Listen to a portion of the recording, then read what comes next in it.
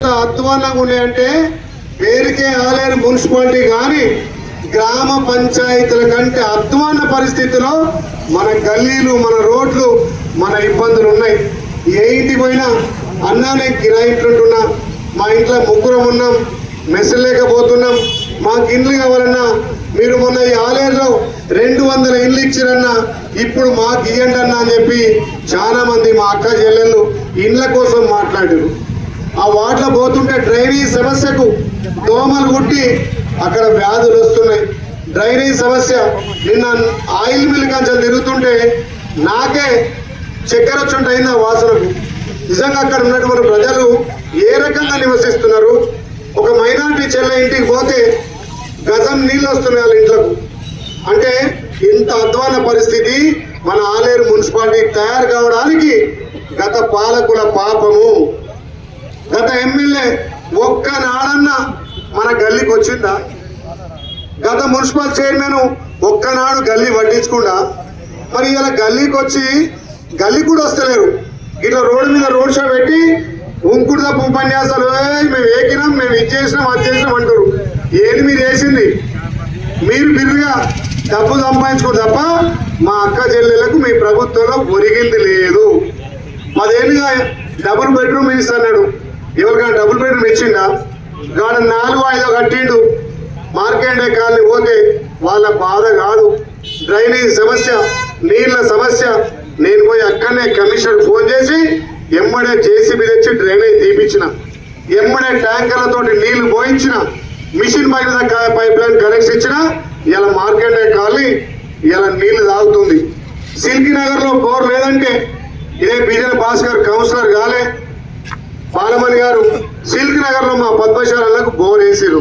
మరి 10 ఏళ్ళు పందికొక్కులుగా తిని ఆలయ సంపదను దోచుకొని ఏ ఒక్కనాడు కూడా ఒక్క పైసా కానీ వాళ్ళ సొంతం కాదు ప్రభుత్వం నుంచి కూడా నిధులు లేని వాళ్ళు ఏ రకంగా ఓట్లాడుతున్నారు?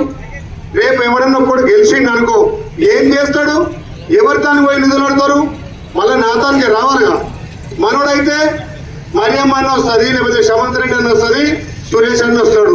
ఎవరు కొంపదీసి ఇటాటు 4 రాళ్ళు ఇచ్చిన 4 పైలు ఇచ్చిన అటు వేసి అనుకో, 5 ఏళ్ళు మీ గల్లీ అధ్వానం. తల్లి మీరు ఆలోచన చేయండి. ప్రజాప్రభుత్వం రేవంత్ అన్న వచ్చినాక ఇందిరా ఇల్లు వస్తున్నాయి. 180 ఇండ్లు ఇచ్చిన మార్నింగ్ వాక్ ద్వారా ఇండ్లు కట్టిస్తున్నా. రేపు మళ్ళీ 200 ఇండ్లు ఇస్తా. 10 ఏళ్ళుగా రేషన్ కార్డు ఇవ్వకపోతే మన ప్రజాప్రభుత్వం రేషన్ కార్డులు ఇచ్చింది. వాస్తవమా కాదా? కుక్కోడు తినే దొడ్డు బియ్యం, సన్న బియ్యం, మన దొడ్డు బియ్యం పని చేసి సన్న బియ్యం ఇస్తున్నాం. మా అక్క చెల్లెలకు వడ్డీలు రుణాలు ఇచ్చినామా లేదా? ఆయన 60 రూపాయల చీర ఇచ్చి మా ఆడబిడ్డలను అగౌరవపరిస్తే తల్లిగారింటికి అంచన పుట్టింటికి అంచన వచ్చినటువంటి ఇందిరమ్మ చీర మీకు ఇచ్చినాం. ఎదాకాల మీటింగ్ పోతే 200 మంది మా అక్క చెల్లెలు మహిళా చీర కట్టుకొని వచ్చారు. అప్పుడు ఇచ్చిన 60 రూపాయల బతుకమ్మ చీర ఏడుండే? చీరల పొట్టి, చిలకల పొట్టి, గడ్డెంల పొట్టి, ఆ పిరంగల పొట్టి ఉండే. మరి మన ప్రభుత్వం ఇందిరమ్మ రాజ్యం వచ్చినాక మహిళల ఆత్మ గౌరవం పెరిగిందా లేదా? పెరిగిందా లేదా చెప్పాలి. అందుకే మీరు ప్రజాప్రభుత్వం, మన ముఖ్యమంత్రి ఉన్నాడు, మీ బిడ్డ బి లైలే ఉన్నాడు, ఆలయాన్ని అభివృద్ధి చేసే బాధ్యత నేను తీసుకుంటా. మీ బాధ్యత అక్కడ పెద్ద ఆయన ఒక ఆయన అడుగుడు ఇంకా డాక్టర్ బిఆర్ అంబేద్కర్, మన దేవుడు డాక్టర్ బిఆర్ అంబేద్కర్ మీకు ఒక ఓటు అనే ఆయుధం ఇచ్చిండు. కోటీశ్వరునికి ఒకటే ఓటు, గుడిసెల ముసలమ్మ కూడా ఒకటే ఓటు. మరి ఆ ఓటు నమ్ముకోవద్దు. ఈ 10 ఏళ్ళు సంపాదించిన పైసలతోటి ఒక్కొక్కడు 10 ఇస్తాడట, 5 ఇస్తాడట, 2 ఇస్తాడట. ఎన్ని ఇచ్చినా తీసుకోలేవి మన పైసలు. అవునా కదా? మీ పైసలే. 5 ఏళ్ళు అధికారం ఉండి బిర్రుగా సంపాదించి మళ్ళొచ్చి ఎన్నడు గల్లీ ముఖం నిలన్నాడు, ఆ వార్డుకు రానోడు ఇయ్యాలొచ్చి నేనున్నా వాడు ఓడిపోయినోడు వస్తున్నాడు, వాడు కాంటెస్ట్ వస్తున్నాడు, వాడు ఎన్నడు వాడికి రానోడు వస్తున్నాడు.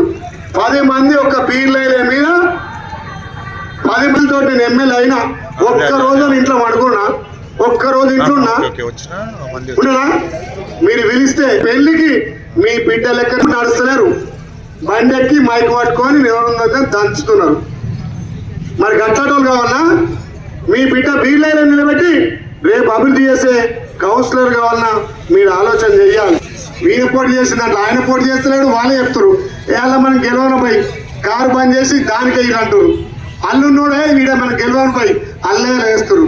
అరే మేము బాధాప్త communist party, CPI party, CPM party ఎర్ర జెండా పట్టుకొని మా కాంగ్రెస్ జెండా పట్టుకొని ఓట్లాడుతున్నాం. మరి మీరు కూడా మీ టీఆర్ఎస్ జెండా, బీజేపీ జెండా పట్టుకొని ఓట్లు అడగాలి కదా. ఒకడేమో రాముని పేరు చెప్తాడు, దేని పేరు చెప్తాడు, వాడు డబ్బులు సంపాదించుకొని చెప్తారు. మీ దమ్ము ధైర్యం ఉంటే మీరు చేసిన అభివృద్ధి మీరు ఆలేరుకి ఏం చేసిర్రు? 10 ఏళ్ళుగా అండర్ పాస్ కంప్లీట్ చేయలే, 10 ఏళ్ళుగా ఒక ఇల్లు ఇవ్వలే, 10 ఏళ్ళుగా రేషన్ కార్డు ఇవ్వలే, 10 ఏళ్ళుగా మహిళా సంఘాలకు వడ్డీ రుణాలు ఇవ్వలే, కనీసం ఒక 200 యూనిట్ల కరెంట్ ఇవ్వలే. ఇలా సన్న బియ్యం మా అక్క చెల్లెలకు ఎన్నో ఇస్తున్నాం. మీరు ఆలోచన చేయండి. ఆలేరుని అభివృద్ధి చేసే బాధ్యత మీ బిడ్డగా నేను తీసుకుంటా. ఓట్లప్పుడు వచ్చే నాయకులొద్దు, మీ ఎంబడి 24 గంటల నుండి మీ ఆపద సాపద మీ గల్లీ అభివృద్ధి, ఆలేరు అభివృద్ధి చేసే నాయకులను మనం గెలిపించుకుందాం. దయచేసి 11 తారీఖున మన బలపరిచిన అభ్యర్థులు చెయ్యి గుర్తు మీద ఓటేసి భారీ మెజార్టీ గెలిపియాలి. వాళ్లకు డబ్బు బలం ఉంది, మనకు ప్రజాబలం ఉంది.